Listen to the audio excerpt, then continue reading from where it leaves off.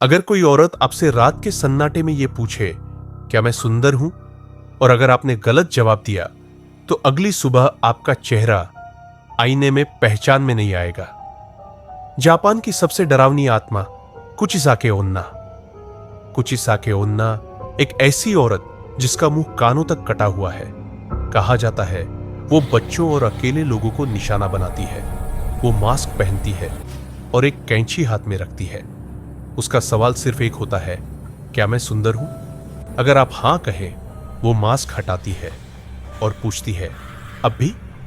रोहन एक भारतीय छात्र जो पढ़ाई के लिए जापान के एक छोटे शहर में रहता था। शहर शांत था, पर रातें अजीब। लोग जल्दी घर लौट जाते और बच्चे अकेले बाहर नहीं निकलते। एक दिन रोहन ने सुना कुचिसाके ओन्ना वापस आ गई है।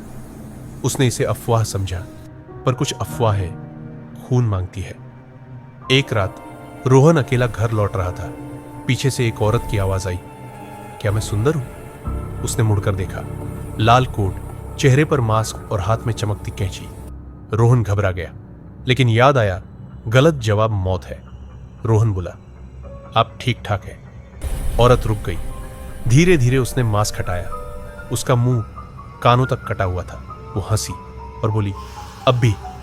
रोहन पीछे हटने लगा। उसके पैरों ने साथ छोड़ दिया। कैंची की आवाज और पास आती सांसें।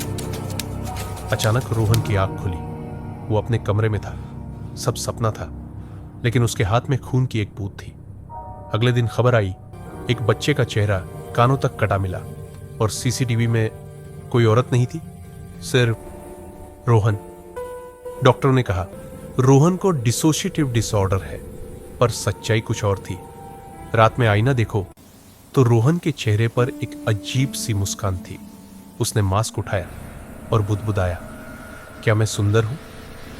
अगर कभी रात के सन्नाटे में कोई आपसे यह सवाल पूछे, तो जवाब सोचकर देना, क्योंकि कुछ सवाल जवाब नहीं, चेहरा मांगते हैं। अगर इस वीडियो ने आपको जरा सा भी महसूस कराया हो, तो एक लाइक से अपना प्यार दिखाइए। और अगर डर लगा हो या मजा आया हो, तो अभी लाइक दबाइए और रोज ऐसी डरावनी कहानियों के लिए चैनल सब्सक्राइब कीजिए, क्योंकि कहानी अभी बाकी है।